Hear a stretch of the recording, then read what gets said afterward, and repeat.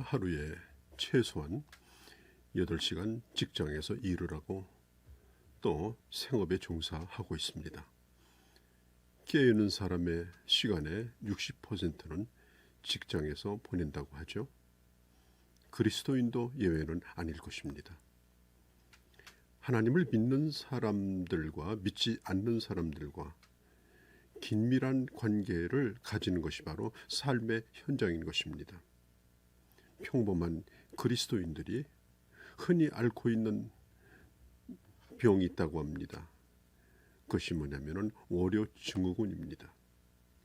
그리스도인들은 불신자보다 자신의 직장에 대해서 적응하는데 더 어려움을 겪습니다. 우리 그리스도인들은 거듭나지 못한 불신자들과 일주일에 엿새나 같은 사무실에서 일을 해야 한다는 것이 사실 그렇게 신나지 않은 것입니다. 직장이라는 환경이 주일에 받았던 은혜를 기쁨으로 송두리째 빼앗아가 버리기 때문에 그렇습니다. 그래서 신자는 방법만 있다면 날마다 주일처럼 살고 싶을 겁니다.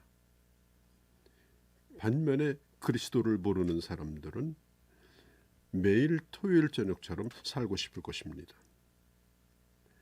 자, 하나님께서 우리로 하여금 이 세상 가운데 살도록 정해두셨고 그리고 직장에서 믿지 않는 사람과 밀접한 관계를 가지도록 하셨죠. 자, 우리가 일해야 하고 직장에서 보내야 되는 그 삶의 하나님의 뜻은 무엇일까요? 나의 신앙의 의미가 내가 그리스도인됨이 예배 시간에만 확인되는 것이 결코 아닙니다. 최후의 선교지인 직장에서 우리 주님은 그리스도인으로 살기를 원하시는 것입니다. 그러면 어떻게 그 옷에서 우리는 처신해야 될까요? 우리는 교회에서 주가 나를 인하여 기쁨을 이기시지 못한다라고 찬양하죠. 그런데 직장에 나가면 나를 우습게 보는 상사들과 동료들을 만나야 합니다. 성경은 말하죠. 두려워하고 떨며. 자, 이 말은 비겁한 노예 근성을 가지고 살라는 말이 아닙니다. 직장의 상전들 앞에서 두려움에 질려 있어야 한다는 말도 아닙니다. 스코트는 잘못에 빠져들지 않으려는 종의 민감성이라고 이 말씀을 설명을 했습니다. 상전에 대한 존경스러운 마음은 잃어버려서는 안 된다. 그런 성실성을 보여야 된다라고 하는 것입니다. 사람보다 주님을 두려워하는 일터에서 두려워하는 마음으로 일을 하라는 것입니다. 자, 다니엘을 한번 볼까요? 우상을 섬긴 재물을 먹지 않으면 안 될 상황에 부딪혔지만 그는 창조적 지혜로 그 난관을 극복해 나갑니다. 남의 입장을 생각하지 아니하고 자기 신앙만 내세우는 그런 외골수 같은 사람은 아니었습니다. 그러나 정직한 마음으로 하나님을 두려워하는 사람은 그 상황을 이길 수 있는 그런 지혜를 하나님이 주십니다. 상전들의 권위에 대한 이 존경의 태도를 가지고 순종하는 마음을 가지고 일하라는 것이죠. 성실한 마음으로, 이 성실한 마음이란 말은 나누지 아니한 마음, 한 마음을 의미합니다. 자, 우리가 일터의 현장에서 하나님 앞에서의 성실성, 그것이 바로 그 일터에서의 성실성으로 증명되어야 한다라고 하는 것입니다. 시간 흐르면 월급 나온다. 그런 식으로 일하지 말라는 것입니다. 또 사람 앞에서 일하고 자신을 속이고 하나님을 속이는 일을 하지 말라는 것입니다. 이렇게 말하죠. 그리스도에게 하듯 하라. 종들은 상전이 자기에게 맡겨주신 일에 대하여 순종하는 것을 마치 그리스도에게 순종하는 것처럼 하라는 것입니다. 로마서 14장 7절 9절에 보면 누구도 자기를 위해서 사는 자가 없다고 그랬습니다. 우리는 살아도 죽어도 주를 위해서 살든지 죽든지 한다라고 했습니다. 여러분, 우리는 사나 죽으나 주님의 것으로 이 세상에 존재하고 내가 하는 모든 일들은 주님의 도구로서 오늘 쓰임을 받는 것입니다.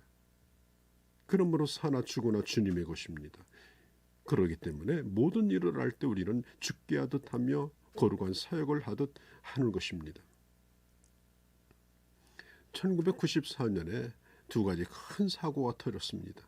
준공한 지 15년 만에 성수대교라는 이 거대한 이 한강다리가 두부모 잘라지듯이 다리 위에서 완전히 절단되어 그 위를 달리던 차들이 그대로 가라앉아서 수많은 사람들이 죽거나 다쳤습니다. 또 강남의 중심지 노른자의 땅에 초호화 백화점이 마치 폭격을 맞은 듯이 그 자리에서 완전히 주저앉아 버렸습니다. 그런 그 사고로 말미암아 수백 명이 죽었습니다. 자, 이 모든 것이 다 부실공사에다가 부실관리, 안전관리로 드러났습니다. 사고 나던 그날도 아침부터 붕괴 조짐이 나타났는데도 이 백화점 측은 대책을 세우지 않냐고 영업을 했습니다. 쓰레기장이라는 그 위에 기초공사를 했는데 기초도 제대로 하지 않고 건물을 지었던 것입니다. 건물을 지은 땅은 점점 기울고 겉만 번지르르 하고 속은 완전히 텅 비어 있었던 것입니다.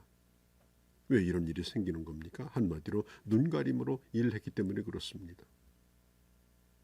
그리스도인은 눈가림으로 일을 할 수 없는 사람들입니다. 바클레이는 이렇게 말합니다. 그리스도의 일꾼들은 그들이 하는 모든 일들을 하나님 앞에서 선하게 보이도록 해야 한다. 그런 마음으로 해야 한다는 거죠. 상사에 관하여 험담하지 않기를 바랍니다. 앞에서 말할 수 없는 말을 뒤에서 해서는 안 됩니다. 상사를 그 자리에 세운 분은 하나님이십니다.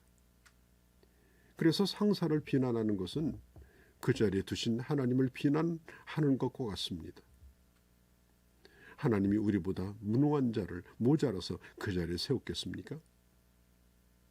주님을 위해서 일하는 사람은 주님께서 세운 사람도 존경합니다.